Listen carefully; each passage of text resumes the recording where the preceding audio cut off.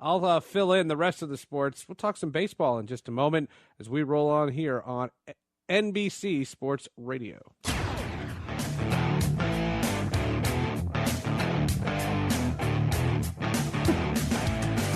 All right, back here on NBC Sports Radio. So glad you could be with us. Coming up in just a couple of moments, as we continue here on NBC Sports Radio, we will talk to Clarence Hill from the Fort Worth Star-Telegram. We'll get into the Cowboys NFL draft. In the meantime, we'll get to your phone calls. Also have a good print story for you. All right, let's welcome to the program great beat writer for the Fort Worth Star-Telegram, Clarence Hill, who covers the Dallas Cowboys. Clarence, welcome to the show. How are you, man? Okay, we apparently lost the guest, and we are getting him back. Clarence Hill is going to be with us in just a second.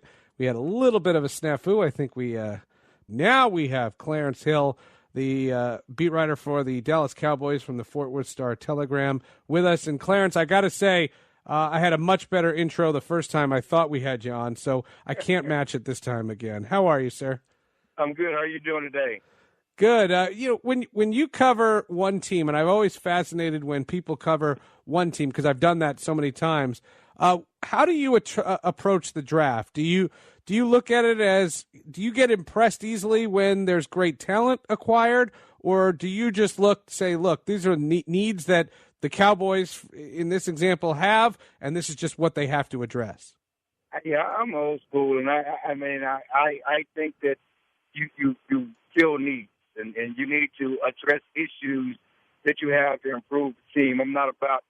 My point is, you're not about collecting talent, it's about building a team, and with the ultimate goal of, winning a Super Bowl. So I always look at, what are your needs and how can you improve your team for next year? Yeah, there's no question. All right, let's get to the Dallas Cowboys draft. And first of all, they had the number 4 pick overall, and they took Ezekiel Elliott. What was your initial reaction, and what have you been able to learn since Thursday? Well, my initial reaction was, I thought they needed help on defense, and they bypassed defensive help, and it raised some eyebrows. But just talking to the Cowboys and talking to people, they think Ezekiel Elliott is a special talent who will not only help the offense but also help the defense. And he was a guy that they did not want to lose and that want to bypass. He's going to be an immediate impact player for them. As a running back because he's going to come in and give them that version of the triplets they had in the 90s with Tony Romo and Dez Bryant, and similar to what they had in 2014 when DeMarco Murray led the league in rushing, and they finished 12-4, and then they let DeMarco Murray walk. Tony got hurt. They went 4-12 last year. They're trying to get back to that formula. That's their tried-and-true formula, but they think Zeke is a special talent. Well, there's always this suggestion, and I echo what you're saying about the needs on defense, but there's always the idea that when you draft a running back that high, there's such attrition at that position. It's almost like even if he turns out to be a great player, unless he has the longevity, it might be better served with such a high draft pick to go with another position. Well, yeah, and that's part of my thought process. You draft the cornerback, you draft the defensive end, conceivably that guy can be on your roster for 10 years. That's a 10-year player, a 10-year cornerstone player. And, that's not the way it is with running backs anymore. There are a few like that. You got to go back to the days of Emmitt Smith and now Adrian Peterson. But the Cowboys think he can be that type of player, but more importantly, they think that they're going to get the best 5 years of his career. When you look at the things with running backs, they're good early, then they get wear and tear, and maybe not so good, toward their 30s. Well, because of the salary cap, because of what you're paying running backs and certainly guys on the free agent market, if you're going to pay a guy, get the best years of his career, and if they're going to get the best right now, they get the best first 4 or 5 years of his career, and then see where we are after that. All right, and in day 2, the second round, the Cowboys selected Jalen Smith out of Notre Dame. What was same question? Your reaction initially, but then after getting a chance to talk to some people, was your opinion swayed? Well, again, it's a shocker. Here's a team that, he's an injury guy. He won't be able to play next year.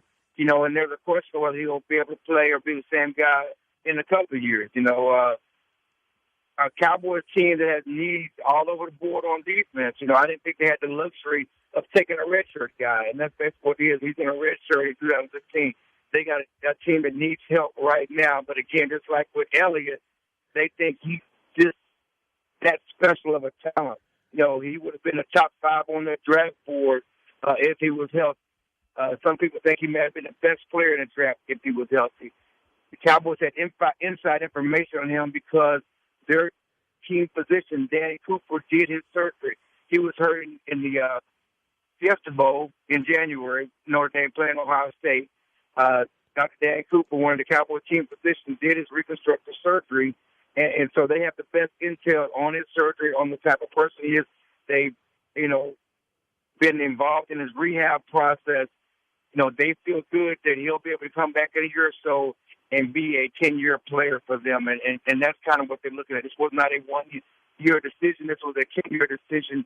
And he's the type of player, he's the type of talent they want to take a chance on. It'll be very interesting to see what the reaction was to that. And right now here on NBC Sports Radio, we are speaking with Clarence Hill, the Cowboys beat writer for the Fort Worth Star-Telegram. We're talking about the Dallas Cowboys draft.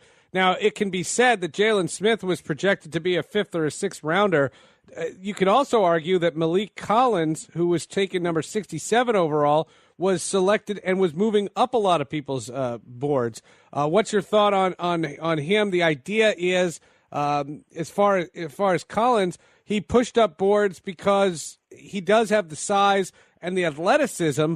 That's always a nice factor. Yeah, he's had size and athleticism, and he's going to come in and be an instant part of that rotation at the defense tackle position.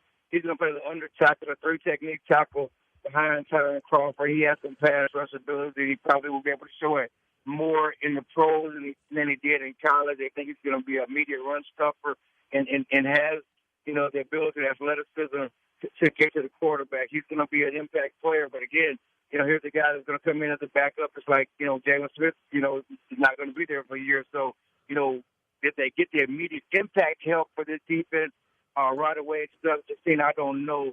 But the Cowboys are high on Collins. One of the things that they have to look at with regard to, taking the draft, the Cowboys and Jerry Jones are not used to having high draft picks and a low record. They don't believe in long rebuilding processes.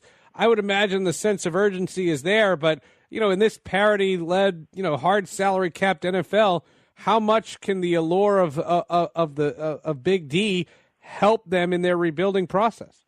Well, the thing about it is they viewed this team more as a 12-4 team as they were in 14 than the 4-12 team as they were in 15 because of the injury to Tony Romo and Dez Bryant. They think they're close. They think they're ready to contend with return to health of Tony Romo and Dez Bryant, and that's how they built this team. That's how clearly how they approach the offseason and the draft. They get Ezekiel in here. They can redshirt Jalen Smith and bring some guys in to add depth at defensive line. And they're ready to roll. This is going to be a team that's going to be focused on the offense. It's going to be focused on getting the lead and controlling the ball, and hopefully that helps defense play better when they play with the lead. No question about it. Clarence, thanks so much for taking a couple of minutes. Enjoy the rest of the draft, and you got OTAs just around the corner. Thank you, man. All right, that's Clarence Hill from the Fort Worth Star-Telegram. We'll come back, react to all of that. Russell